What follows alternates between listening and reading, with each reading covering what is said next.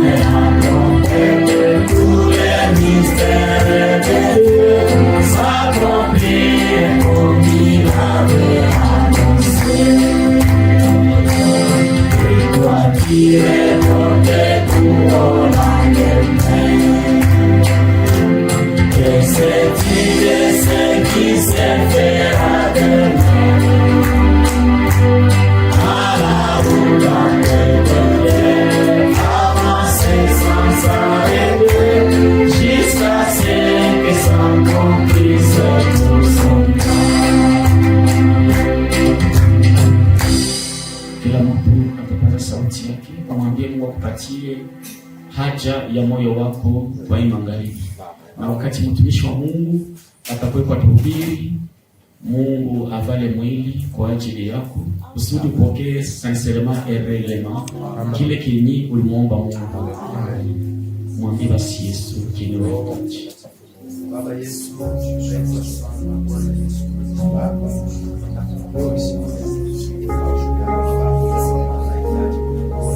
Seigneur,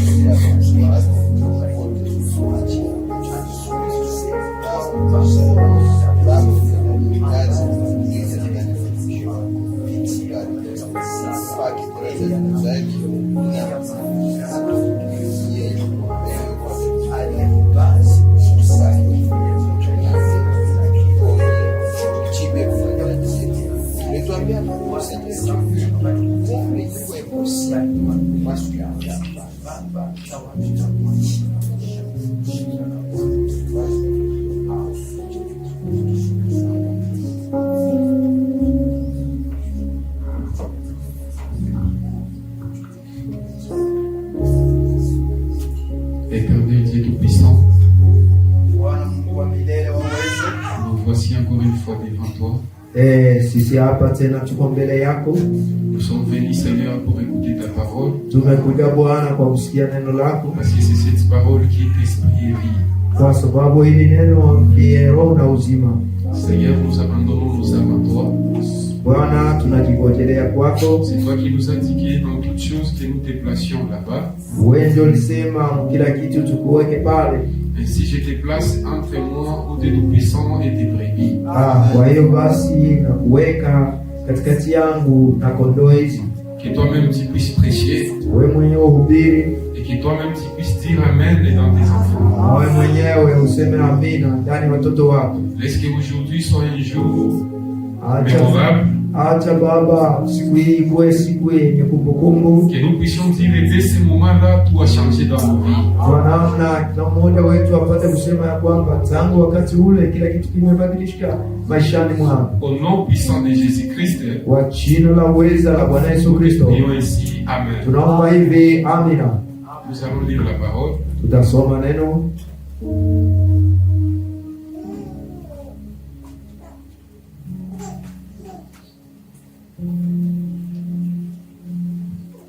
Nous allons lire dans Luc chapitre 10. Tusoma kitabu ya Luka ile sura yake ya 10. On commence à 38. Tunaanzia kwa mstari wa 38.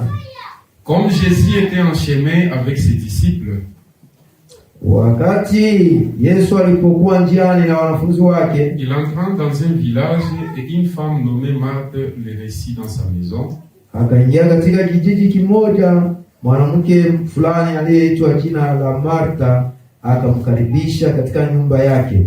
Elle avait une sœur nommée Marie, alikuwa na dada yake mwanamke aliyeitwa Maria, qui s'étant assise aux pieds du Seigneur écoutait sa parole. aliyeketi kwenye miguu ya Yesu akisikiliza maneno yake. Marthe, occupée à divers soins domestiques, lakini Martha aliangaikia kwa kazi nyingi. survint et dit, Seigneur, cela ne te fait-il rien que ma sœur me laisse seule pour servir? Akakuja kwake akasema, Bwana, unikumbuki kwa sababu ndugu yangu mke ananiachia makazi peke yangu? Dis-lui donc de m'aider. Sumwambia nisaidie. Le Seigneur lui répondit, Yesu Bwana akamjibu, Martha, Martha, Martha, Martha, tu t'inquiètes et tu t'agites pour beaucoup de choses. Unasumbuka na kufadhaika juu ya maneno mengi. Une seule chose est nécessaire. Lakini kitu kimoja kinahitajiwa. Marie a choisi la bonne part, na Maria amechagua sehemu qui iliyo ne sera njema, point ôtée. Amen. nayo haitaondoshwa kwake. Amina. Que le Seigneur ajoute ses bénédictions à lecture de sa parole. Bwana aongeze baraka kwa maneno haya. Je suis très content de vous voir Ninafurahia tena kuwaona, parce que c'est ici les lieux où nous recevons la vie. kwa sababu ni hii fasi ndiyo tunapokea uzima. Amen. Amen. Que rien ne vous empêche de venir à l'église, Basi kusiwe kitu kitakuwa kinakuzuia kuja kanisani, que ce soit la guerre ou je ne sais pas quoi. iwe vita wala sijui kitu gani ingine. Faites tout pour écouter la parole de Fanya Dieu. yako yote uje kusikia maneno ya Mungu, Parce que c'est cette même parole kwa sababu ni neno hili qui lenyewe avait donné la forme à cette terre. ndilo liliweza kupatia hii dunia umbo. La Bible dit, Biblia inasema au commencement la terre était informe et vide, ya kwamba mwanzo dunia ilikuwa haina umbo na et Dieu a ilikuwa commencé à parler. na Mungu akaanza kunena, Il a dit que la lumière soit, akasema nuru iwe, et la lumière fit. na nuru ikawa. Il a créé des arbres, Akaumba miti, il a créé un endroit où il faisait bon vivre. aliumba fasi ambako kulikuwa kuzuri kwa kuishi, Mais tout sortait de sa parole. lakini yote yalikuwa yakitoka katika neno Et c'est lake. cette même parole que nous sommes venus écouter Na ici. hili lile neno ndilo tumekuja kusikia hapa, Et nous qui sommes, nous avons une partie qui est de la terre, na sisi ambao tuko sehemu ya udongo dunia, même si cette partie n'a pas d'effort, hata kama ile sehemu yetu ya udongo haina cette umbo, parole de Dieu donnera de la forme à cette partie de la terre. hii neno ya Mungu itaipatia hii sehemu ya udongo tulivyo. Amen. Quand Frère Branham me parlait de la création, Wakati ndugu Branham alikuwa anasema juu ya il dit que c'est pas pour rien que Dieu a commencé par créer la lumière. Ce n'est pas pour rien que Dieu a commencé à créer la lumière. si kwa bure Mungu alianza kuiumba nuru. Frère Branham me dit, Ndugu Branham anasema, il dit qu'enfoui dans les sols, anasema mle chini udongoni il y avait des semences qui étaient là-bas. kulikuwa mbegu ambazo zilikuwa huko, Et ces semences ne pouvaient pas pousser na hizo mbegu hazingeweza kuota sans la présence du soleil. bila kuwepo kwa jua. Alors ces semences là-bas, Basi hizo mbegu, quand il a dit que la lumière soit et la lumière fit, wakati Mungu alisema nuru iwe, na ils ont ikawa. commencé à jubiler dans la terre. Na hizo mbegu zikaanza kufanya yubile udongoni. Amen. Amina. Alors nous aussi, Basi nasi nous pia avons une partie de la terre qui est nos corps, tuko na sehemu ya udongo ambao ni mwili, mais là à l'intérieur, lakini mule ndani il y a des semences qui sont des semences de Dieu. muna mbegu ambazo ni mbegu za Mungu. Alors quand ils écoutent la parole, Wakati zinaposikia neno, quand ils reçoivent la lumière de la parole, wakati zinapokea nuru ya ces neno, semences là-bas, ils commencent à pousser. na hizo mbegu zinaanza kuota. Amen. Amen. Voilà pourquoi c'est très nécessaire Ndio maana ni ya muhimu de venir chaque fois à l'église. kuja kila mara kanisani, Parce que c'est là que nous recevons la vie éternelle. kwa sababu ni pale tunapokea C'est là que nous recevons pale la tunapokea parole qui est la lumière. neno ambalo ni Et quand nuru, cette lumière frappe l'objectif dans nos vies, na wakati hilo nuru inapiga lengo maishani mwetu, cette vie commence à pousser. ile uzima inaanza kuota. Frère Branham ajoute encore, Branham anaongeza il tena, dit que le salut, anasema kwamba ce wokovu n'est pas une question d'une pierre qui a été transformée en pain. haiko kusema ni ile mkate ni ile jijiwe ligeuzwa kuwa mkate. Ce n'est pas une question d'une chèvre Haiko kuhusu mbuzi qui devient un brebis. inageuka kondoo. Non, non. Hapana, Chaque semence doit se reproduire selon son effet. kila mbegu itazaa kulingana na aina Et yake. nous aussi, Na sisi pia nous avons une partie de Dieu à nous. tuko na sehemu ya Mungu ndani yetu. Un fils de Dieu, Mwana wa Mungu c'était pas un fils du diable. hakukuwaka kwanza mwana wa shetani, Et puis quand il a croisé Jésus, na wakati sasa il est alikutana na devenu fils de Yesu Dieu. Ce n'est pas ça. akageuka mwana wa Mungu. Vous avez toujours été des enfants de Wakati Dieu. wowote ulikuwa tu mwana Mais wa vous Mungu, ne le savez pas. lakini ulikuwa haujui. Mais quand vous croisez cette lumière, Lakini unapokutana hii nuru, cette lumière hii nuru vous rappelle que vous êtes ce que vous êtes. inakukumbusha kwamba uko kenye uko. Aucun prédicateur ne peut vous amener à devenir fils de Dieu. Hakuna mhubiri anaweza kufikisha kwa mwana wa Mais je vous amène seulement la bonne nouvelle. lakini nawaletea tu habari Je vous njema présente la parole. na waonyesha Et c'est neno. cette parole qui vous rappelle ce que vous avez toujours été. Na hii neno ndio inakukumbusha kenye mlikuwaka tu. Alléluia. Amen. Et quand vous vous rappelez de ce que vous êtes, Na wakati unakumbuka kenye uko, c'est là que vous pouvez arrêter de mentir. hapo ndipo unaweza C'est kusimama. là que vous pouvez arrêter vous pouvez arrêter de commettre adultère. Hapo ndio unaweza kusimamisha. C'est là que vous pouvez arrêter les péchés. Hapo ndio unaweza kusimamisha. Parce que ce n'est pas ça votre place. Kwa sababu haiko ndio nafasi yako. Alléluia. Amen. Quand vous croisez cette lumière, wakati unakutana na hii nuru, vous-même vous vous rendez compte que ce n'est pas votre place. wewe pekee unatambua kwamba kwenye Et vous arrêtez par vous-même. na unasimamisha mambo Amen.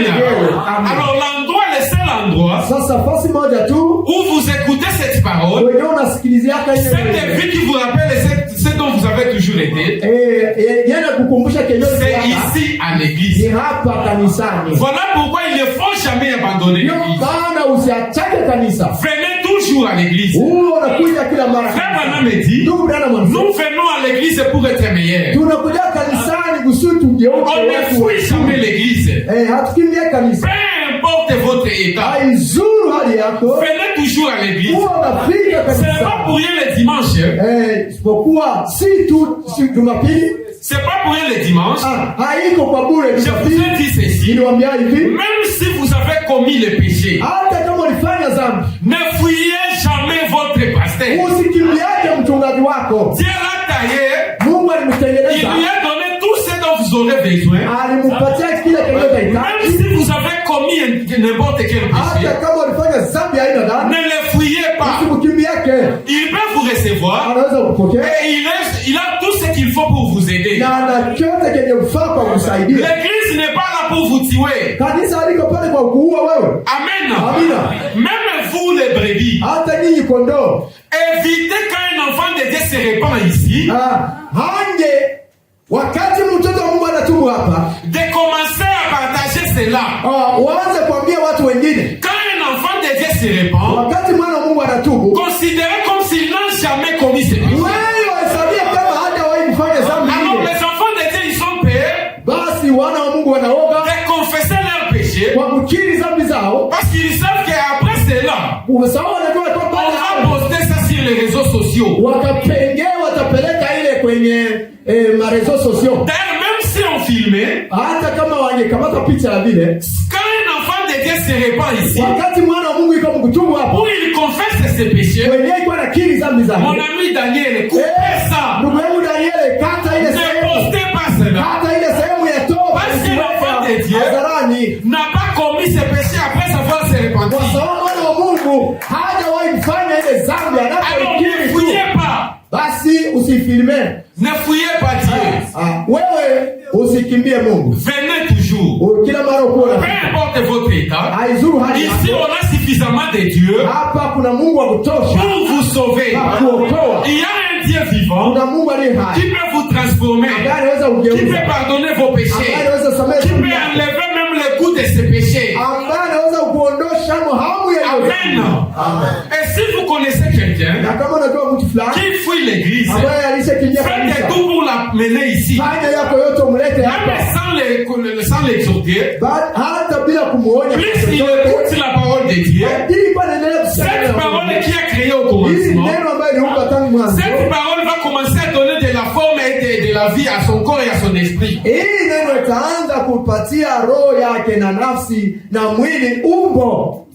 Alléluia. Amen. Ne fouillez jamais Dieu. Venez toujours. Amen. Amen. Nous sommes un peuple béni. Qui avons la grâce d'écouter ces messages. Même s'il n'y a personne qui va prier pour toi, si seulement tu as crié à ces messages, tu es déjà béni. Amen. Frère Branham me dit que même quand on dit qu'une fille est belle, la beauté d'une sœur, la beauté d'une sœur, ce n'est pas sur ses joues ou bien sur ses yeux. Une sœur est belle quand elle vient toujours à l'église. Quand elle a soif d'écouter la parole de Dieu. Amen. C'est ça la définition de la beauté. C'est pas pour rien. Si ça tire à notre pasteur ici, j'aime telle sœur, et le pasteur te dit attends d'abord. C'est pas pour rien. Le pasteur connaît ses brebis. Il connaît la sœur qui a la soif de Dieu en lui. Anajua dada aliye na kiu ya Mungu ndani yake. Il connaît le frère qui a la soif de Dieu. Na anajua ndugu mwenyewe iko na kiu ya Mungu. Alors quand il vous conduit, sasa wakati anakuongoza, écoutez ce qu'il dit. Sikia kenye anakuambia. Ne regardez pas ce que toi tu vois sur les yeux. Usiangalie kenye wewe uko unaona na hivi. Suivez la conduite de Dieu. Wewe fuata uongozi wa Mungu. Amen. Amina. Kweli kabisa. Amen. Nous devrions continuer à notre sujet. Tulipaswa kusema ama kuendelea na méditation, lakini wakati nilikuwa katika kutafakari, quelque chose m'a dit, kitu fulani kanambia, il y a quelque chose à parler aujourd'hui. Kuna kitu fulani cha kuzungumzia leo. Nous allons continuer notre sujet. Na baadaye tutaendelea na ile nakili yetu. Et c'est choisir la bonne part. Ile neno yenye kuitwa kujichagulia sehemu njema. Amen. Amen. Il y a des sœurs dans la Bible. Kuna wadada wawili katika Biblia. Il y a la sœur Marie et la sœur Martha. Kuna dada Maria na dada Martha. Là où nous avons lu. Kwenye tulisoma. La sœur Martha dada Martha et Marie étaient des sœurs de Lazare. Dada Martha na Maria walikuwa dada zake na Lazare. Jésus était toujours accueilli chez Lazare. Yesu alikuwa akikaribishwa kila mara kwa Lazare. Et il se sentait chez lui. Na alikuwa anajisikia iko nyumbani kabisa. J'aimerais que vous me suiviez très attentivement. Napenda mnisikilize kwa makini. Parce qu'il y a quelque chose. Kwa sababu kuna kitu fulani. C'est pas pour rien que Dieu a voulu que on puisse parler de ça seulement. Haiko kwa kule Mungu alipenda. Et c'est aujourd'hui c'est même pour continuer notre na ile tu tutaizungumzia leo na baadaye ndio maana nasikia nimeongozwa. Jésus se sentait toujours à l'aise chez Lazare. Yesu alikuwa anajisikia vizuri sana kwa Lazare. Amen. Amen. Frère Branham me dit, quand vous accueillez un visiteur, wakati unampokea mgeni, faites tout pour qu'il se sente chez lui. Ufanye yako yote ajisikie iko nyumbani. Quand lui vous accueillez Frère Branham, quand vous accueillez Frère Branham chez vous, il dit que j'aime toujours que vous me disiez sentez-vous chez nous comme chez vous. Napendaka mtu anambie niko kwake, anambia ujisikie kama uko kwako, kama vile unakuwa kwako. Et quand Jésus aussi fait entrer dans votre vie, na wakati Yesu naye anaingia maisha yako, il aime que vous lui disiez sentez-vous comme chez vous. Na Yesu anapenda nao mwambie ujisikie kama uko kwako. Amen. Amina. Frère Branham me dit, vous pouvez accueillir quelqu'un, unaweza kumkaribisha mtu, et vous lui dites que vous pouvez aller partout dans ma maison, na kisha unamuutilia mpaka unamwambia uende fasi yote mais vous ne pouvez pas dépasser ici. Lakini hapa usitambuki. Amen. Amen. Et le visiteur, lui aussi il va respecter ça. Parce que c'est un visiteur. Mais quand vous accueillez quelqu'un, vous lui dites sentez-vous chez vous comme chez nous. Amen. Frère Branham me dit, si chez moi je prépare la nourriture moi-même, ne soyez pas étonné que j'ai à la cuisine pour préparer la nourriture. Si chez moi je fais la lessive, ne soyez pas étonné que je le fasse encore aussi chez toi. Parce que je dois me sentir comme si c'était chez moi. Et c'est comme ça que Jésus aussi aime entrer dans nos vies. Il veut se sentir chez lui. Il veut toucher sur tes intérêts privés. Un chrétien, quand il reçoit Jésus, il n'a pas de vie privée. Jésus doit toucher partout. Jésus doit entrer dans ton travail. Jésus doit entrer dans tes études. Jésus doit entrer dans tout ce que tu fais. Amen. Il n'y a pas des histoires que tu peux dire que je ne veux pas que le pasteur puisse savoir ceci. Parce que c'est lui l'ange de l'Éternel pour cette église. C'est lui qui représente Jésus dans cette église. Alors tu ne peux pas casser à Jésus. Jésus doit tout savoir dans ta vie. Il doit entrer même dans les petits détails. Alléluia. Alors il n'y a rien à cacher à Jésus. Il doit se sentir comme chez lui. Alors quand Jésus arrivait chez Lazare, il se sentait chez lui. Jésus pouvait préparer la nourriture chez Lazare. Il pouvait manger la nourriture. Quand il veut, il se sentait chez lui. Je vais vous donner un secret. À chaque fois que Dieu se sent chez lui, attendez-vous à des miracles. Dieu est en train d'attirer des miracles vers toi. Amen. Amen. Chaque fois que Dieu a fait un miracle dans la Bible, observez bien, il se sentait à l'aise. Même la sœur Dorcas, Tabitha dans la Bible. On a ressuscité la sœur Dorcas parce que les enfants de Dieu ils se sentaient à l'aise chez elle. Quand un enfant de Dieu avait faim, il passait chez Dorcas et il mangeait à l'aise. Quand un enfant de Dieu avait un habit qui est déchiré, la sœur Dorcas pouvait coudre cela et les enfants de Dieu se sentaient à l'aise. Alors quand la sœur Dorcas est morte, les enfants de Dieu ils ont dit non. Appelez Pierre. Nous voulons la sœur Dorcas. Parce que la sœur a créé l'atmosphère chez elle. Elle a créé l'atmosphère où le miracle peut descendre facilement. Les enfants de Dieu se sentaient à l'aise chez elle. Frère Branham me dit ceci. Si vous désirez aimer Dieu, commencez donc tout simplement à aimer ses enfants. Aimer Dieu sans aimer la sœur qui est à côté de toi, c'est faux. C'est du mensonge. On ne peut pas chasser l'enfant d'un frère. On les chasse à l'école. Et toi tu es en train de passer. Tu vois l'enfant qui rentre à la maison. Et tu as l'argent chez toi. Mais tu fais semblant. Pensant que ce n'est pas ton fils. Ce n'est pas ça que nous prêchons ici. Ce n'est pas ça l'amour parfait tabernacle. Ce que nous prêchons ici, ça veut dire le frère, son frère qui est à côté de lui, c'est son frère biologique. Parce que nous sommes de la famille de Jésus. La sœur qui est à côté de toi, c'est ta sœur de ta famille. Si cette sœur n'a pas d'habit, c'est à toi d'acheter cet habit. Ce n'est pas l'affaire des diacres seulement. Ce n'est pas l'affaire des petits pasteurs. Si vous avez des gens qui vous prêcheront autre chose, appelez-le.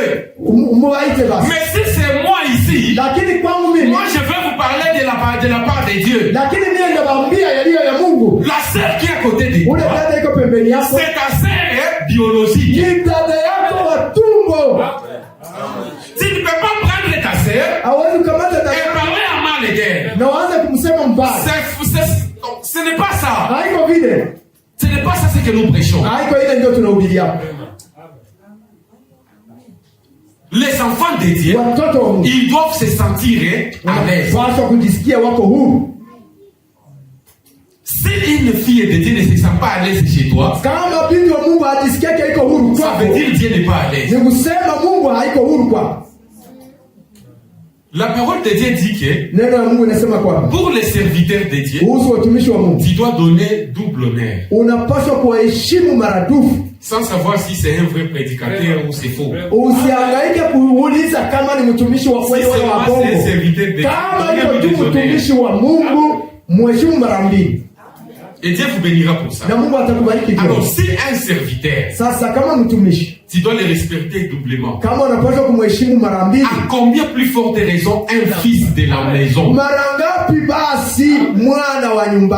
Mais tu es prêt. Quand c'est un serviteur de Dieu, tu peux tout dépenser. Mais l'enfant de Dieu, tu vois qu'il n'a pas d'habit, mais tu fais semblant. lakini unajifanyisha tu. Frère Branham me dit, ndugu Branham anasema, si tu m'aimes moi, kama unanipenda Frère mimi, Branham, ndugu Branham, fais des bonnes choses à mes enfants. fanyia watoto wangu vilivyo vizuri.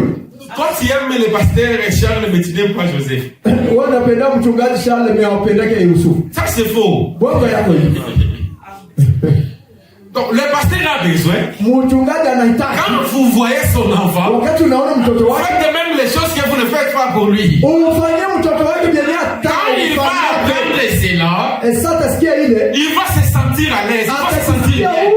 Atajisikia vizuri sana. Mais quand il déteste l'enfant du pasteur, lakini wakati unamchukia mtoto wa mchungaji, tu ne l'aimes pas. Haupendaki. Et Dieu aussi c'est comme ça. Na Mungu naye ni vile vile. Si tu aimes Dieu, kama unapenda Mungu, voyez ta sœur, ona udada, voyez ton frère, ona ndugu yako, aimez-les. Na umpende. S'il a un problème, kama iko na shida, assistez-les. Umsaidie. N'appelez pas les pasteurs ou bien les prédicateurs. Usianze kuita mchungaji wa Commencez par agir toi-même. Wewe mwenyewe anza kusaidia kwanza. Alors Jésus, na baadaye il se sentait à l'aise chez alikuwa anajisikia huru kwa Lazaro. Jésus se sentait à l'aise. Yesu alikuwa anajisikia huru. Maintenant chez frère Lazare, sasa kwa ndugu Lazaro, il y avait des sœurs. Kulikuwa wadada wawili. Il y avait la sœur Marie. Kulikuwa dada Maria. Et il y avait la sœur Martha. Na kulikuwa dada Martha. La sœur Martha. Dada Martha. Lisons un peu. Tusome kidogo. Quelle est cette attraction sur la montagne? Katika ujumbe yenye kuitwa paragraphe 35. Ni mvuto gani kule mlimani? Mtajo wa 35. Mais au milieu de tout ça, lakini katikati ya hayo yote, dans chaque âge, katika kila kizazi, et par l'intermédiaire de chaque prophète, na kwa na wakati tu na kila nabii anapokuja, que ce soit ceux qui avaient été, iwe wale ambao walikuwaka, et ceux qui allaient être, na vyenyewe vinaenda kuja, il y aura un certain nombre de personnes qui ont été prédestinées à entendre ce message. Patakuwamo kundi fulani ya watoto ambao ya watu ambao waliandaliwa kusikia ile ujumbe. Et eux, na wao ils les suivront. Wataifuata. Ceux-là ne tiendront aucun compte de la masse. Wale wao hawatahangaikia mwingi wa watu. Ils ne tiennent aucun compte des critiques. Na hawatahangaikia vya bakuzihaki. Ils n'argumentent pas avec eux. Wao hawajiulize hawajadiliane na wao. Ils ont une seule chose à faire. Wana kitu kimoja tu cha kufanya, c'est de croire. Ni kuamini tu. Et de saisir chaque parcelle de cela. Na kushika kila kiwanja cha hiyo ujumbe. Tout ce qu'ils peuvent, kila kenye wanaweza, de s'en imprégner, kwa kujichunga nayo. Comme Marie, kama vile Maria, qui s'asseyait au pied de Jésus. Kila kenye wanataka wanase, kama vile Maria aliyekuwa akikala kwenye miguu ya Yesu. Martha préparait son dîner. Martha alikuwa anawatengenezea chakula ya mchana, na Yesu. Mais Martha, lakini Martha, tu te préoccupes tellement des choses de la vie. Unahangaikia sana mambo ya maisha. Mais Marie, elle, lakini Maria mwenyewe cherchait les choses le meilleur. Alitafuta kitu kilicho njema. Voyez-vous, munaona les choses de la vie éternelle. Mambo ya uzima wa milele. Alors la sœur, il y a le dessert. Hawa dada wawili. La sœur Martha, dada Martha, était toujours préoccupée par les choses de la vie. Alikuwa akihangaikia mambo ya maisha. Ce qui l'intéressait, kile kilichokuwa kinamhangaisha, c'était les choses, ilikuwa vitu de la vie. Vya maisha tu. Martha voulait toujours préparer la nourriture. Martha alikuwa anapenda kila mara kupika chakula. Martha voulait toujours, Martha alikuwa anataka kila siku les choses que les gens pouvaient voir. Vitu vyenyewe watu wanaweza kuona na macho. Amen. Amen. Mais Marie, elle, lakini Maria mwenyewe, Marie était focalisée, Maria alikuwa anajali par les choses de la vie éternelle. Vitu vya uzima wa milele. Les choses, vitu, il voulait chaque fois écouter Dieu parler. Alikuwa anapenda kila mara msikie Mungu akiongea. Alors elle s'asseyait sur le pied de Jésus. Alikuwa anaketi kwenye miguu ya Yesu. Amen. Amen. Quand on vient à Jésus, wakati unakuja kwa Yesu, chaque personne personne reçoit ce qu'il est venu chercher. Si tu es venu chercher la richesse, tu peux le recevoir. J'ai vu les dieux de Charles Rwibasa le faire. La sœur Martha voulait aussi ça. Elle voulait toujours le mari. Donc quand tu viens voir le pasteur Charles, tu ne parles que des maris. Quand tu viens voir le pasteur, tu viens toujours aux problèmes qui sont charnels, aux problèmes qui concernent la chair humaine. Et je voulais attirer votre attention. Il y a quelque chose qui risque de vous étonner. Souvent quand on est proche du pasteur, on ne demande pas les choses de la vie éternelle. Et ça, je m'adresse plus à la famille du pasteur, aux diacres, aux administrateurs et aux serviteurs de Dieu. Quand vous voyez cette catégorie là-bas, les gens ne s'intéressent pas aux choses de la vie éternelle. Quand l'enfant du pasteur s'approche, il oublie que c'est son père et aussi un ange de l'éternel. Et il doit recevoir la vie éternelle. Comme la femme du pasteur s'approche de son mari, elle peut avoir l'idée que son mari doit s'aider les autres. Elle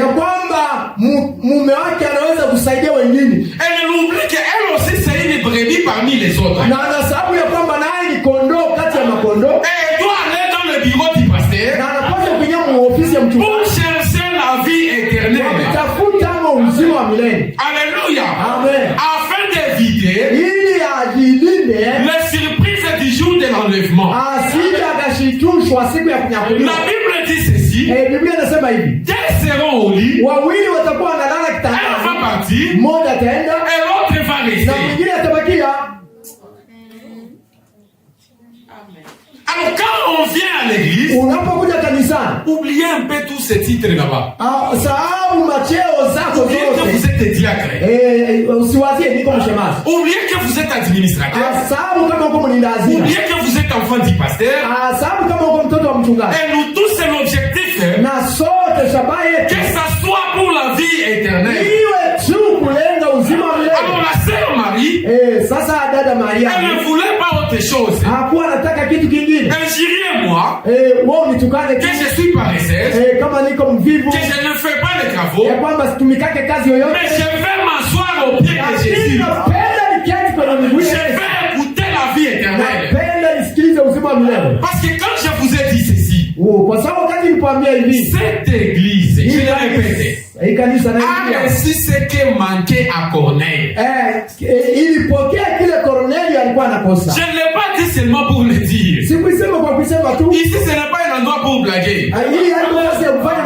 Vous avez reçu ce qui manquait à l'enfant junior.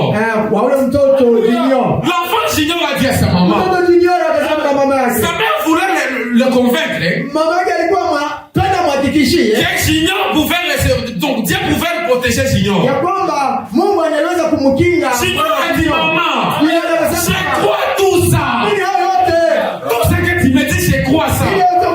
Je crois que Dieu peut nous protéger. Je crois que Dieu peut nous sauver. Mais quand il y a des grondements de tonnerre, quand ça fait mal, j'ai besoin de Dieu dans la chair humaine. J'ai besoin de Dieu qui mange les foufous. J'ai besoin de Dieu qui peut compatir avec moi.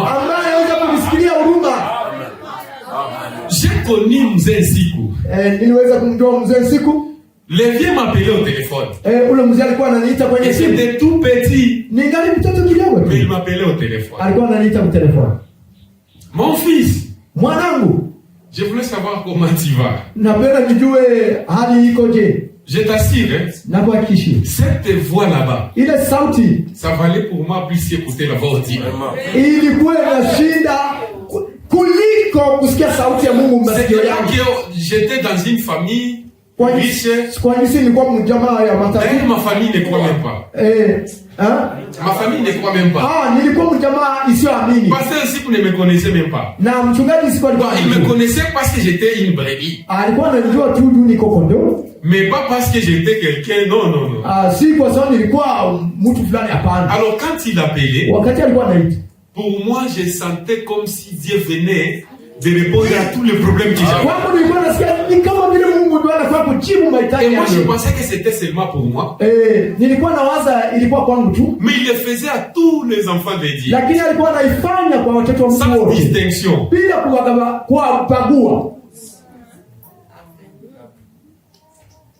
La voix de votre pasteur.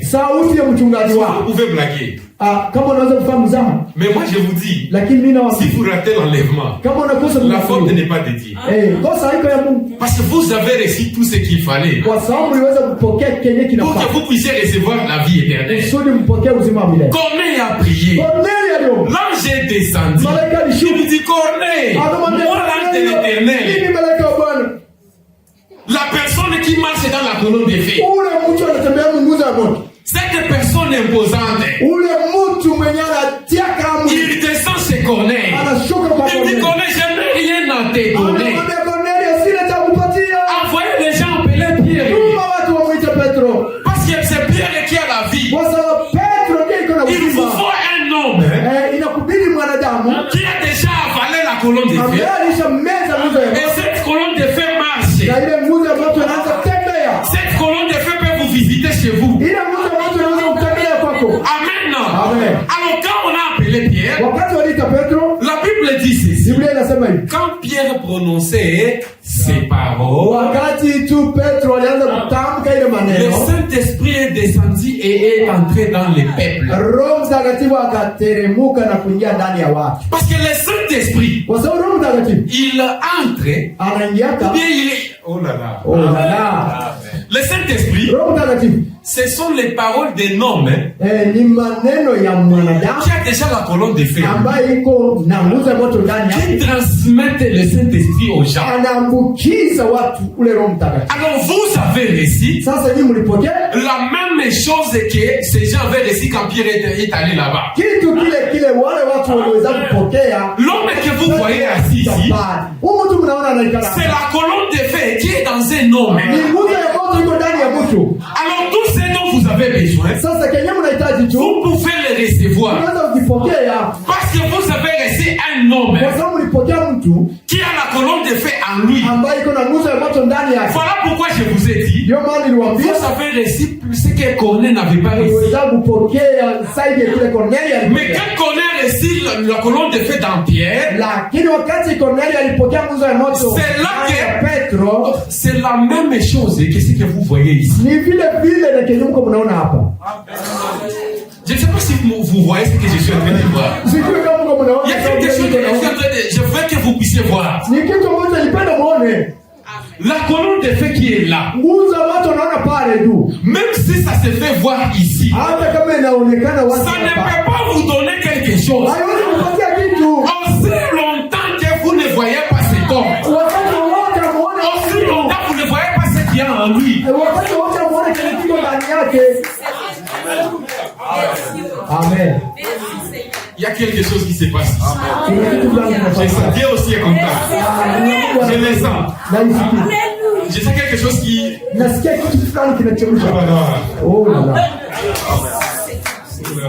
Oh là là. Il faut voir. De la même manière que vous pouvez lire Pierre dans la Bible, c'est comme ça qu'il faut comprendre cet homme. Amen. Alors quand la sœur Marie a découvert ça,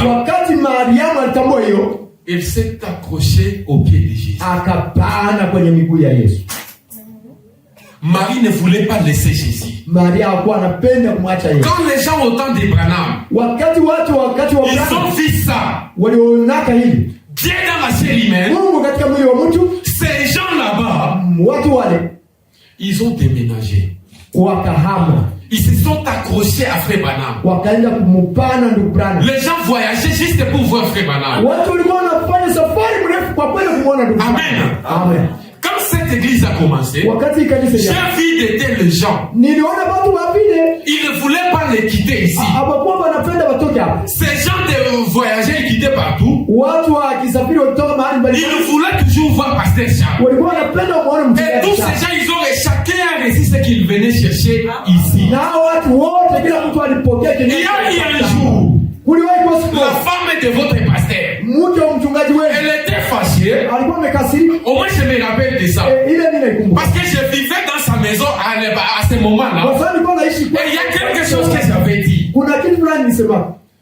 Elle était fâchée. Alikuwa amekasirika. Parce qu'à tout moment, Kwa sababu kwa kila wakati il y avait une sœur qui venait voir le pasteur. kulikuwa mchungaji kulikuwa dada alikuwa anafika kumuona mchungaji. Après quelques minutes, il y a un frère qui vient. Baadaye kuna ndugu anakuja. Alors il y avait toujours des gens autour du pasteur. Kulikuwa watu wakimzunguka mchungaji kila saa. Alors maman pasteur, sasa mtu wa mchungaji était un peu achoppée. Akakwazika kidogo. Parce qu'elle voulait chaque fois que les gens ne s'approchent plus de son mari. Alikuwa apendi watu ile kumbana mume wake kila saa. J'ai dit quelque chose. Nikasemaka kitu. J'ai dit maman. Nikasema mama, utajisumbua. Tu vas te faire souffrir pour rien. Tu ne peux pas empêcher les gens de venir à Jésus. Hawezi kuwazuia watu waje kwa Yesu. Tout ce que tu vas dire, kile kenye utasema, nous ce que nous voyons, kenye sisi tunaona, c'est Dieu dans la chair ni Mungu katika mwili wa mtu. Alors moi je m'étonne basi mimi ninashangaa que aujourd'hui ya kwamba leo vous faites semblant Mungu mnajifanyisha kama iko ça, c'est comme si vous êtes déjà arrivé. Vous laissez le pasteur comme ça. Mnamwacha mchungaji hivi vitu. Vous ne voulez c'est de prendre cette décision. Nikukamata ile uamuzi comme la sœur Ruth, kama vile dada Ruth, la Moabite. Ule Moab. Elle avait dit à Naomi, akamwambia Naomi, moi je ne te laisse pas. Mimi sitakuacha. Je veux que ton Dieu napenda Mungu wako soit mon Dieu. akuwe Mungu wako. Amen. Là où on va t'enterrer, je veux qu'on m'enterre là-bas. Napenda wanizike pale. Arrêtez d'abord toute autre chose. Achana na kwanza na mambo mengine yote. Quand vous voyez le pasteur, wakati unamwona mchungaji, demandez-lui les choses de la vie éternelle. Umuulize kuhusu habari ya uzima wa milele. Les choses de la vie ici, mambo ya maisha haya, n'importe qui peut vous aider. Kila mtu anaweza kukusaidia.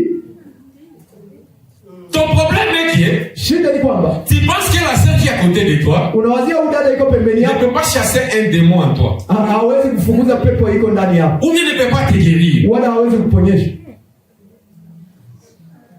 La guérison divine n'est pas pour le prédicateur seulement. Uponyaji wa kiungu haiko kwa wahubiri wenyewe tu. Mais moi je veille que cette église, lakini mimi nataka que toutes ces choses là qui concernent la chair, ya kwamba ile mambo yote yanahusu mwili, vous pouvez régler ça. Na nyinyi wenyewe mnaweza kuiamua na kutatua. Même sans déranger les pasteurs. Bila hata kumuuliza mchungaji kitu. Mais quand vous venez à lui, lakini unapokuja kwa amenez-lui des cas pour la vie éternelle. Umletee habari yenye kuhusu uzima wa milele. Amen. Amina. Kweli ile. Même si un enfant te dit prie pour toi, hata kama mwana wa Mungu anakuombea, qui n'est pas le pasteur, mwenye haiko mchungaji, il peut vous donner un mari. Naye anaweza kukutuma na unapata bwana. Il peut chasser la malaria sur toi. Anaweza kufukuza malaria juu yako. Vous n'avez pas besoin du pasteur pour ça. Kwa vile vitu sio lazima mpaka mchungaji. Amen. Amen. Même votre enfant dans la maison, mtoto wake nyumbani pale, mon fils niombee mimi nagonza na kuombea unapona. Prie pour moi, je suis malade. Prie pour toi. Ça c'est pour les chrétiens. Ile ni kwa Kristo. Mais pour les choses de la vie, lakini kuhusu mambo ya uzima wa milele, laisse que ça soit notre priorité nous tous. Acha ile kuwe ndio yetu kielelezo sote. Amen. Amen. Si tu as des problèmes des habits, ne venez pas voir le pasteur. Kama una shida ya manguo, usije kumuona mchungaji. Si vous avez des problèmes de manger, ne venez pas voir le pasteur. Kama uko na shida ya kukula, usije kumuona. Si vous avez un frère ou une sœur, kama uko na dada yako moja wala ndugu yako, wala njala na ule sere anampatia chakula na iko nayo. Tu dors en famille et cette sœur ou ce frère a de la nourriture et ne veut pas te donner. Venez l'accuser. Njoo mshtaki. Parce que ça c'est trop bas. On ne peut pas prêcher ça ici.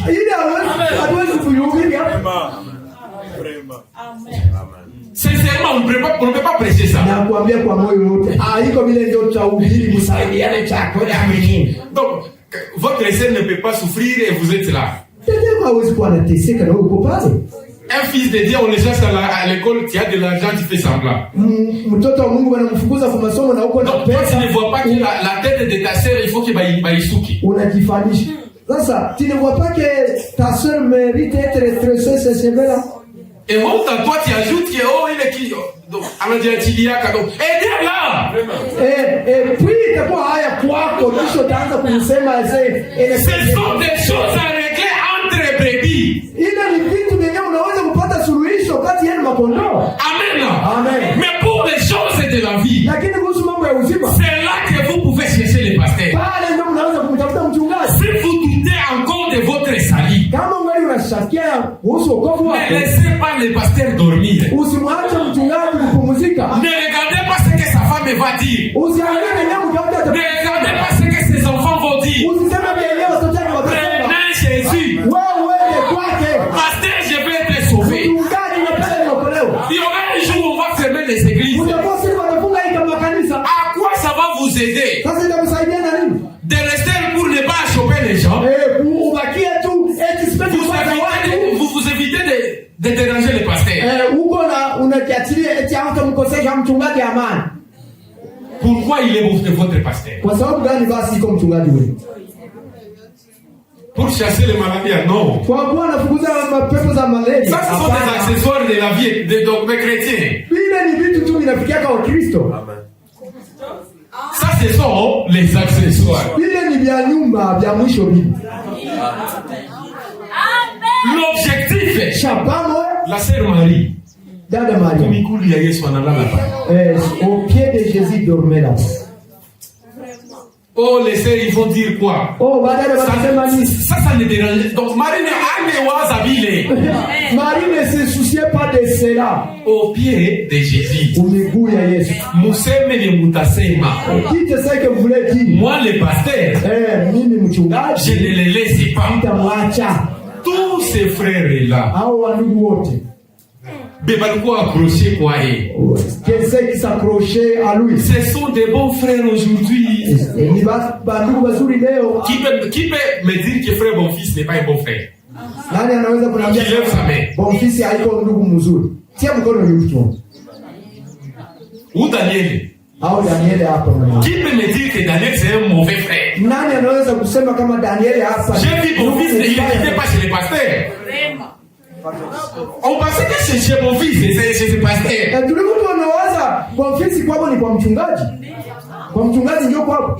Qui peut me dire que frère Richard n'est pas un bon frère?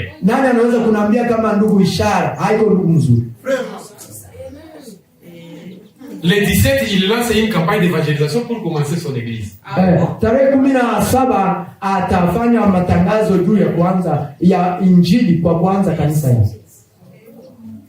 Il m'a parlé, il m'a dit, moi je lui ai dit ceci. Parce que je l'appelle musée parce que c'est un saint homme. Je lui ai dit ceci. Évitez de couper la communion. Fais tout pour que dans ton église, il y ait des prédicateurs qui quittent chez Charles Wimbas qui viennent prêcher là-bas. Le prédicateur de ton église aussi aille là-bas. Quand les enfants de Dieu ils quittent Kavumu, ils viennent là-bas, ils se sentent à l'aise. Ça, ce sont des mots que j'ai dit à Richard. On est arrivé à un niveau où il faut casser certaines choses. Parce qu'on va aller au ciel. Alors il faut briser certaines choses. Et moi je vous dis ceci. Je suis en train de prier Dieu. Il va nous donner une radio. qui va émettre surtout Bukavu. Itasema maneno ya Mungu Bukavu yote. Toutes les églises, makanisa zote, tous les enfants de Dieu qui croient au message, les prédicateurs ils viendront prêcher là-bas. Ça, vous allez voir ça de vos propres yeux. On ne va pas combattre les gens. On va attaquer les esprits. J'ai dit à l'homme de Dieu, évitez de couper la communion. Nous devons aller au ciel. Il est temps de les couper les limites. Tous les démons qui étaient là-bas, qui limitaient les enfants de Dieu, on va attaquer ça. Et les enfants de Dieu vont vivre dans la communauté. Amen. Il n'y aura pas ces gens, ils croient ceci, c'est quoi.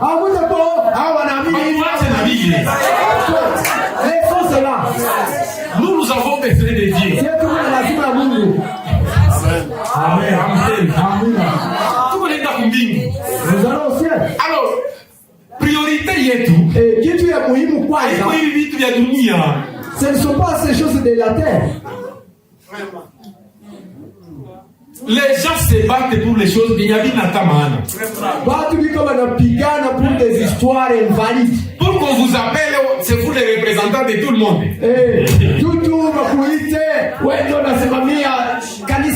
Les gens vont aller en enfer. Et puis les gens que vous après c'est pas wazia. Et ce sont des gens que vous ne pouvez pas penser même cela. Kisha benya tukua tunawazia kama ni Bakristo. Nous qui voyons qu'ils étaient des chrétiens.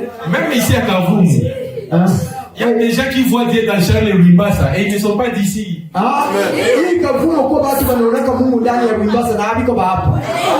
Musike shangala saba naita batu ya Mwambulu Parfait Tabernacle. Ne pas étonné si comme naita batu ya maskani ya upendo mkamilifu. Donc naona batu banakia na nyie. Hebu kama unavuka pale nje. Et les gens seront derrière vous. Parce qu'il est pour ils voient Dieu dans la chair. Passer en chemin comme ça. Quand on voit Dieu dans la chair humaine, bien vingine ni accessoire. Tous ces autres là ni accessoires. Tutaenda mbinguni na sisi hatuyafikia kuamini bimoya. Et puis nous irons au ciel sans pour autant avoir une même foi sur des choses. Kutakuwa mnyasha mimi ashaelewa vya pata hapa. Il y aura quelqu'un qui sera en haut là dans la connaissance. Et il y aura d'autres qui seront en bas dans la connaissance. Et alors c'est maman qui ne savent pas lire et qui ne lisent pas. Donc on dira qu'ils n'ont pas le Saint-Esprit parce qu'ils ce ne sont pas des choses pareilles. Ce ne sont pas ces choses-là. Quand tu crois quelqu'un qui donne des citations, peut-être alienda kumasoma yake kabisoma. Wakati unawazia tu mtu mwenye anapanga vitabu, c'est peut-être parce qu'il a étudié. Ce n'est pas ça. Haiko vile. Alors oubliez tout ce qui est charnel. Basi sauni yote iliyo kiburi. Le problème de ce corps, shida mwili, on peut résoudre ça entre nous. Tunaweza tukaimalize katikati yetu. D'ailleurs, moi je vais vous dire ceci. Kwanza mimi nataka kuambia tous ces frères là baliamini na balikuwa nasogela pasteur Charles. Ces gens là qui ont crié pendant qu'ils se prochaient du pasteur Charles. À Bukavu on vit comme ceci. Bukavu tunaishi hivi. C'est comme si tulikuwa kama leo tunabengeli korabo. C'est comme si les uns sont là-bas et les autres là. Un frère hawezi lala njala na tuko. Un frère ne peut pas passer la nuit ventre créé.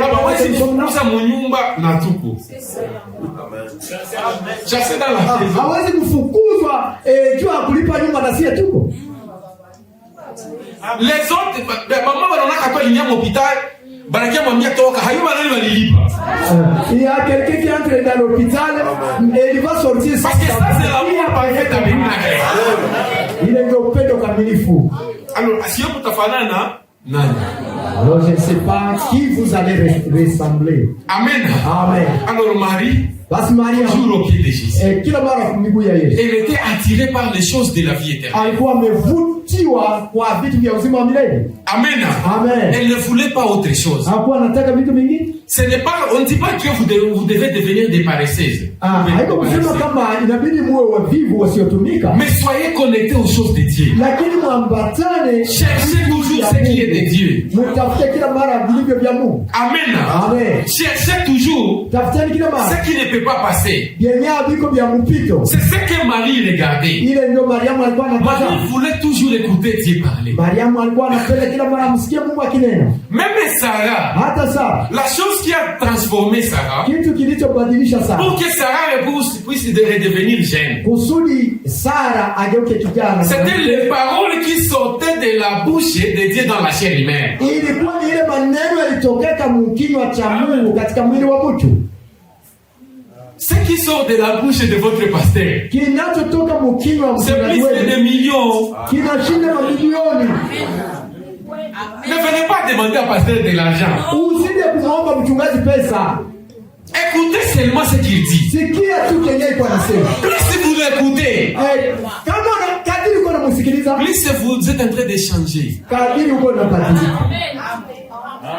Amen. Si les enfants du pasteur sont là, kama watoto wa mchungaji wako pale, faites attention. Fanya angalisho. Écoutez toujours ce qu'il vous dit. Unasikia kila mara kenye anakuambia. Et oubliez que c'est votre père. Na c'est votre père. Okay, asante. Oubliez que c'est votre père. Écoutez la partie de Dieu. Sababu kama ni baba yako, wewe usikilize ile sehemu ya Mungu. Plus vous êtes en train d'écouter Dieu dans la chair. Kadiri uko unaendelea kumsikiliza Mungu katika mwili wa mtu, transforme. Kadiri na plus ça vous change. Kadiri na kubadilika. Même sans vous imposer les mains. Bila hata kuwekea mikono. Ayez l'habitude de l'écouter parler. Uwe tu na tabia ya kuwa na. Et plus il parle. Na plus il parle. Kadiri kwa anaendelea kusema. Ce sont ces paroles. Ni hayo maneno. Qu'on disait que la lumière soit. Et la lumière fit. Frère Branham me dit ceci. Quand on a dit wakati walisema que kama uko na imani kidogo hivi, si tu as une petite foi, unaweza ambia hii mlima itoke ihame. Et tu peux dire à cette montagne de se placer. Frère Branham me dit ceci. Donc Branham sait. Peut-être quand tu as prononcé la parole, c'est seulement quelques poussières qui ont quitté là-bas pour aller de l'autre côté. Mais ne te limitez pas à voir comme s'il n'y a rien qui s'est fait. Ne regardez pas par vos yeux. Au moment où la parole a été prononcée, de quelqu'un qui a la foi, chaque fois quelque chose quittera de là pour aller de l'autre côté. Et vous vous rendez un jour compte que la montagne s'est déplacée. Quand le pasteur prononce une parole sur vous, toi, ne cherchez pas à savoir si ça va arriver ou pas. C'est déjà arrivé. Mais je vous en supplie, cherchez les choses de la vie éternelle. Cherchez ça auprès du pasteur. Les autres choses, ça va venir d'eux-mêmes. L'argent va venir. La guérison va venir. Mais quel objectif soit pour la vie éternelle. Amen. Ne les laissez pas. Prenez-le. Même si un prédicateur venait ici et il prêche, vous pensez qu'il prêche mieux que votre pasteur?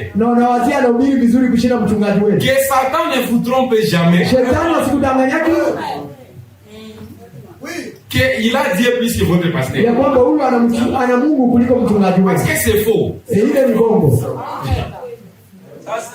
C'est faux. Quand quelqu'un vous dit je quitte Kavumu pour aller à Bukavu, peut-être là il y a encore Dieu plus qu'ici. Toi rentrer à la génie et prier pour lui. Votre frère a rétrogradé. ule ndugu tayari ameshaanguka. Parce que rétrograder, ce n'est pas aller dans des boîtes de nuit. Kwa sababu kuanguka sio kuenda katika klabu ya pombe. Ile ni vya chini. Frère Branham me dit rétrograder. Ndugu Branham anasema ça veut dire que nous devons avancer. Kuanguka c'est la conduite de Dieu. Ni kusema Dieu qui conduit ses enfants. Wakati Mungu la colonne de feu se déplace. Watoto wa Mungu. Mais quand tu restes là où tu étais. Inaongoza watoto wake. Même si tu n'es pas dans le péché. Hata kama huko mzambi. Tu as rétrogradé. Tayari usiposonga mbele na Maintenant il y a des frères. Lakini kuna ndugu. On avance mais tulibaacha. Nous avançons mais on les a laissés. Maintenant quand lui il se regarde. Wakati anajiangalia. Il voit que angali ule. Il se voit les mains. Il ne comprend pas qu'on a avancé. Et il pense chercher Dieu ailleurs. Au lieu de venir pleurer.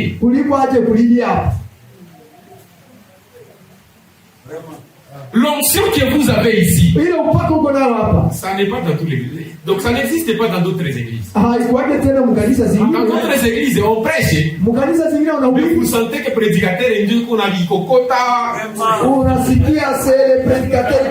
Ici, ça passe bien. Tu es en train de méditer. Et l'Esprit des saints te dit non, pas ça. Ça d'abord. C'est ça qui se passe ici. C'est le prédicateur qui force les choses. C'est maintenant que tout ça, c'est l'onction de votre pasteur. Alors quand nous, le prédicateur, on vient, nous profitons seulement de cette onction pour apporter la parole. Et ça passe bien. Et la colonne de feu descend. Et les enfants de Dieu sont bénis. Mais c'est l'onction de votre pasteur. Parce que c'est lui. Quand vous voyez des hommes de Dieu, que Dieu confirme ici, c'est le ministère du pasteur que Dieu confirme. La chair, c'est la chair de votre pasteur. Alors Satan ne vous trompe pas. Que quand il y a un homme de Dieu, même si c'est un blanc, ne pensez jamais qu'il est mieux que votre pasteur. Je vais vous dire autre chose. Ne pensez jamais qu'il est mieux que vos prédicateurs. Jamais. Ne pensez jamais. Vous avez des bons serviteurs. Des saints hommes.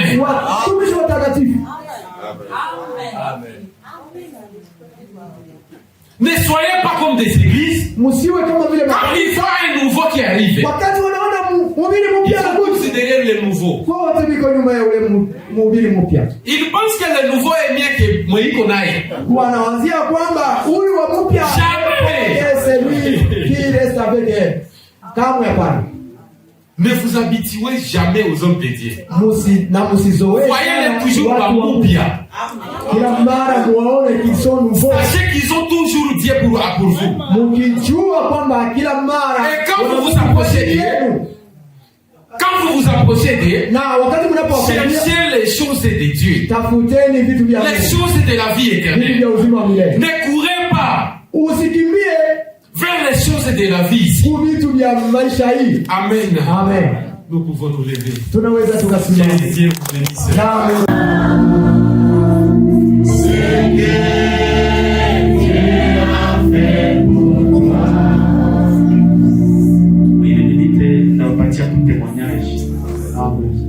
Wakati tulianza Amour Parfait Tabernacle,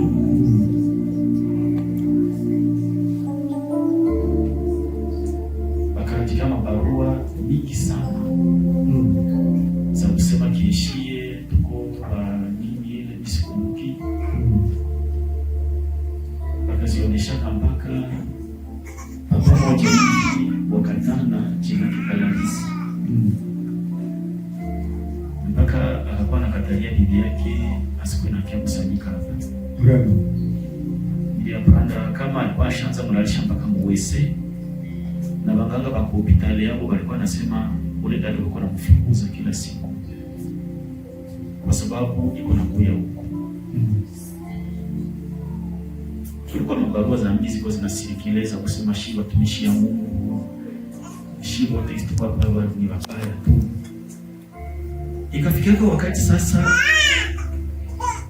ule papa akapata kanseri mwili yote. Mbele ya kufa akasema hivi, mukamate vitabu yangu yote, mastati zangu zote, vyangu vyote ya mbaya, muite Frere Charles avilungusa na niombee na nibatize. Japo alikuwa na neve wake mwenyewe kwa pastor.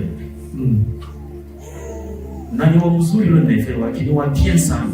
Na mimi nilijiuliza kajua nini aliacha neve wake akachagula shie watumishi wa Mungu hapa.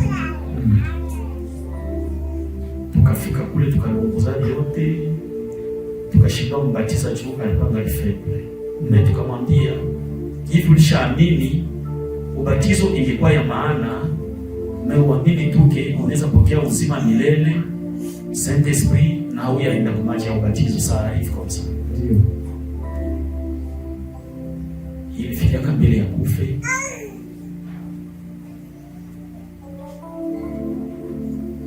Nilikuwa kwa magoti hapa, niliacha kaniambia naona babla hizi zinawaka mbele. Naona babla na sini. Nikaendelesha maombi. Akaniambia anaona mamalaika bawili bako kitanda pembeni ya Bwana yake. Njoo kimbilia hospitali pamoja na watumishi wa Mungu. Sasa tulifika kule.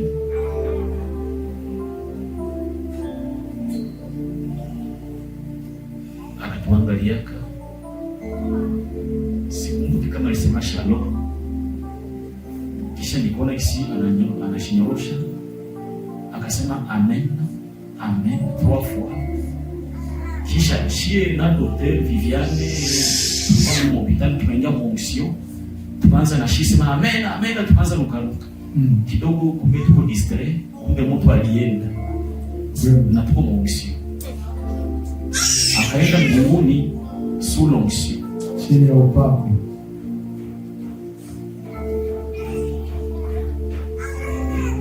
Hii ndio kwa sema hapa ni kweli. Ndio.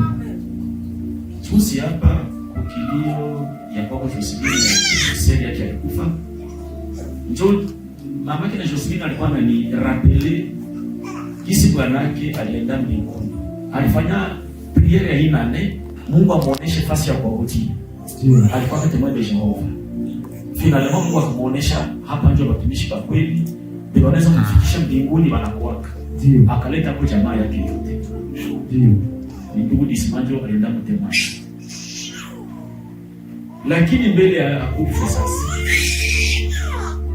Bibi yake alimgambele akaniambia kisi nilimuoka. Aseme alikuwa na lala, anamwambia aseme bibi yako visa ya mjoi inafika. Na ananyorosha mkono kusudi aikamate. Naye bibi anauliza iko wapi? Iko wapi? Asiwe hauko naona. Sijui. Kisha mwisho bibi akaniambia sema sali ikamataka. Akasema njoo mimi nakamata. Na njoo akasuri. Akacheka. Akanyoroka vizuri, akaenda na iko na suri. Visa ni kusema njoo cheti ya kumfikisha kwenda kaenda. Naye akaenda nafasi ya mzuri. Akaacha naambia watoto yake na jamaa yake yote msiachake watumishi ya Mungu bali yenyewe nilikuwa na autia hapo nikapata hapo Mungu. Babake na zawadi mnamuona hapo mbele ya kufa. Kulikuwa kampanye ilifanyika zamani, anataenda kubatizo akajirudilia yake. Satu watumishi ya Mungu pamoja parfait balikusanyika hapa. Wanaanza kuhubiri neno ya Mungu, naye akakuja. Alikuwa kipofu. Nakumbuka alikuwa anakala kwa hii kiti kwa neema ya Mungu akafunga macho. Amen. Naye akatafuta enda kwa Mungu. Nikatuma kwa ofisi aende amuombee. Kwa ofisi ilikuwa naomba Mungu rudisha ndugu. Akasikia mtu kuna mtimiza pantaloni. Asikata maombi, malaika mwenye anakia nibeba alishafika, unosha mchelewesha. Kwa ofisi akakata maombi. Akalaga batu balikuwa pale, mbakie mzuri, ubakie mzuri, ubakie mzuri. Zawadi ile ilishamulaga, ndipo tembakia pia. Akasema mnyoroshe mguu yangu chiko kusitu pia. Akatepea batu, malaika akaenda na malaika, akaenda mbinguni. Nikaisee kuuliza fasi yote Etats-Unis, fasi yote dunia, wa frère, est-ce que comme na vivre vya hivi? Shie tuko tunaona hivi na hivi hivi na hivi. Paka niambia hapana, tuko tunaona hivi. Tulikisomaka tu Mbranam, mbroshiri, lea tuliona ke zaidi. Ndio tukufa tunasemaka alienda kwa Mungu kwa imani, kwa imani. Mungu apenzi. Usidanganywe na mtu wa kukuchafua.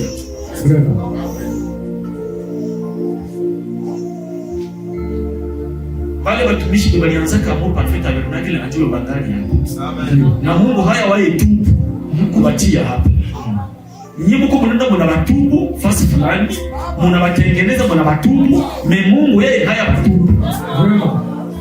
Juzi hapa Tabita walimdanganyaka siku za mingi, usione unaingia mwele kanisa mpaka akaenda Mubaporo. Sasa yule kanataka akaenda na kamata telefoni yake, anakamata foto yake, anaipatia bantu yake, mkamata hii foto yangu mtakuwa mnanikumbukia. Aprepa akasema mkamate na series zote kwa telefoni yangu, mkamate na mapantalo zangu na manguo za mbaya zote mtoshe, na TikTok mtoshe kwa telefoni yangu. Akakuyaka hapa akaniambia kila kitu kilimkwazaka. Akaniambia vyote vilimkwazaka, vilitumaka naacha kanisa. Nikamwombea Mungu. Mwisho akarudia akaniambia se pastor ya mwisho ndio hii. Na nilikwazika tena juu ya hii point bali nifanyizia kufanyia. Tukaomba Mungu apatie sente siku niko ndani ya nguzo ya moto. Ilikuwa kama rekodi. Kisha katikufia yake na mimi. Eske si Mungu ule? Ndio. Utauliza Hortense jinsi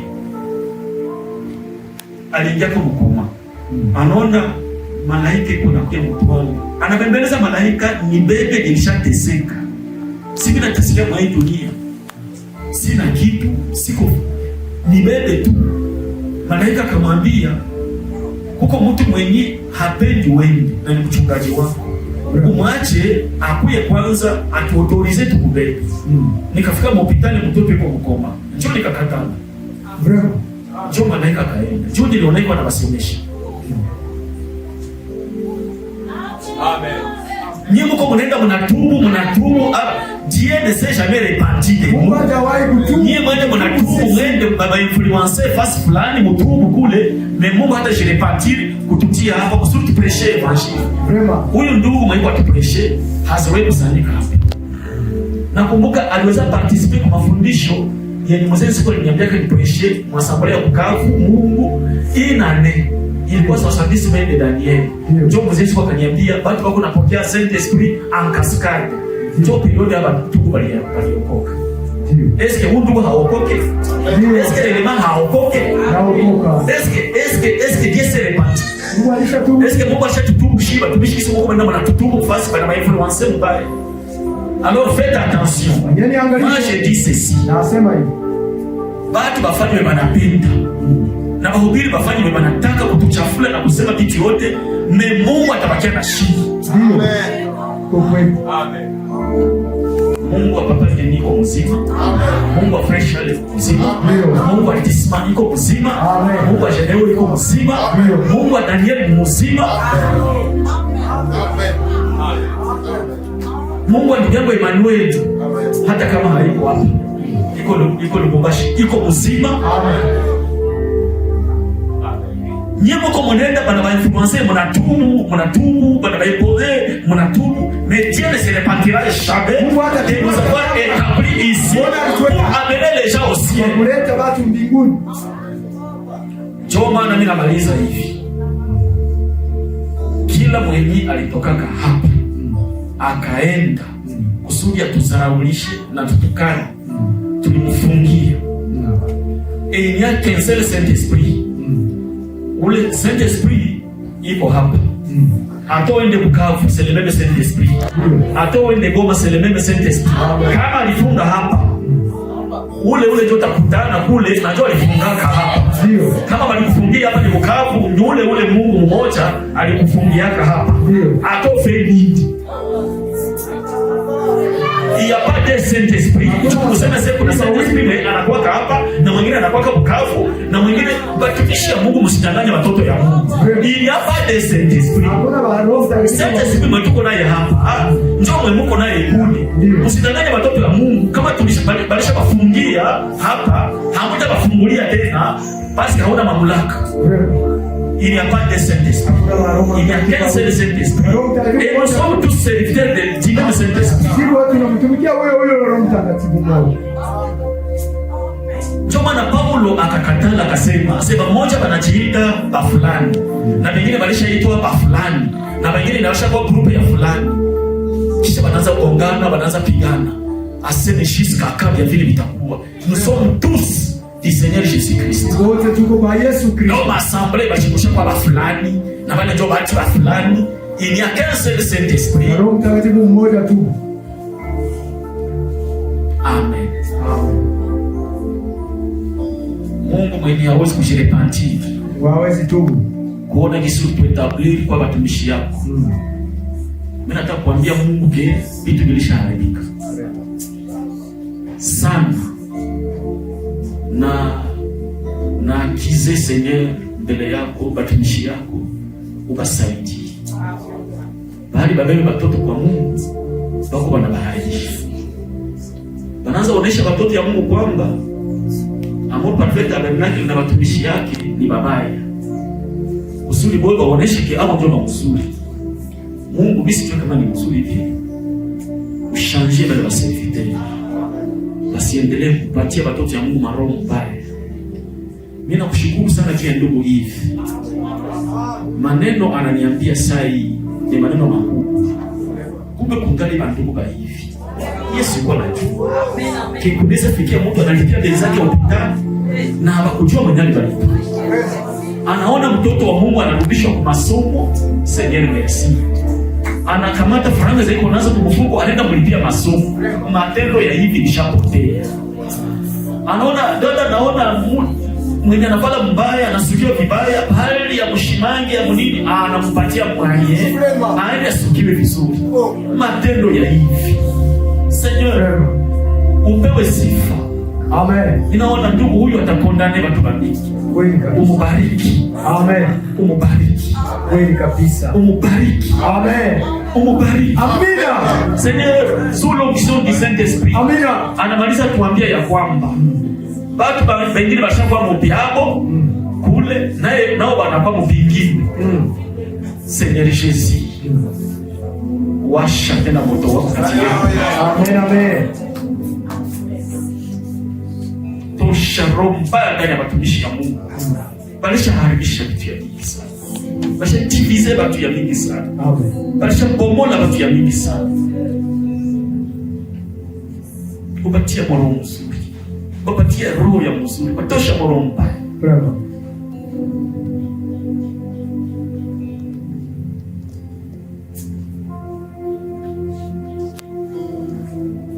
Mtumishi wa Mungu mwenye kwa nakamata mazaifu za wengine anasitia ndani ya mababeli.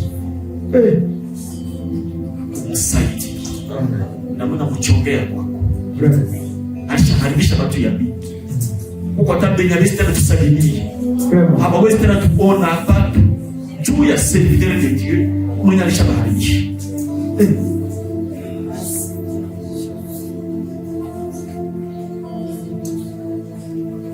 Saidie tupate zingine prédises kwa sababu ile hivi. Amen. Mina furahi sana suri sebaka utaturudisha tena. Kweli kabisa. Je restituerai. Et je vois que tu as été restitué. Encore une fois des vrais frères, des vrais serviteurs de Dieu. Amen. Shetani alikuingilia sana leo hii. Umelamusha tena David. Amen. Qui peut abattre tuer les Goliath. Au nom du Seigneur Jésus. Kwa wachache baliamini uwapatie kwa watoto ya Mungu, uwapatie uzima wa milele.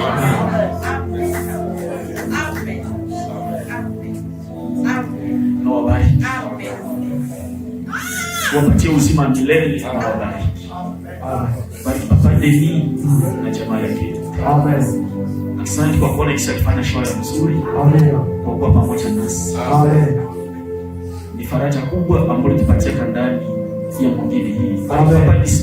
Amen. Ni etwali kabambi ndani ya mwingine. Amen. Marafiki kinaenda naangalia hapa watu waje kwa mwingine mwingine kama zamani ushaiteketeza. Hapo ndio nyota ya hii mwingine. Les étoiles. La bénédiction de Kafu. Amen. Zile nyota uzibariki. Amen. Ndio nyota za hii mwingine. Amen. Baraka ya hii mwingine. Amen. Fasi nyingine yote ni kiza. Ni hapo ndio bangali na angazi. Amen. Uwabariki. Amen. Bariki na benya banamani. Amen. Bariki jamaa zao zote. Amen. Zaidi basamehe dhambi zao zote. Amen. Na hivi tunatarajia nyumbani utusindikize tufike salama. Amen. Mjina lako Bwana Yesu Kristo. Amen. Amen. Kwa hivyo Mungu akubariki.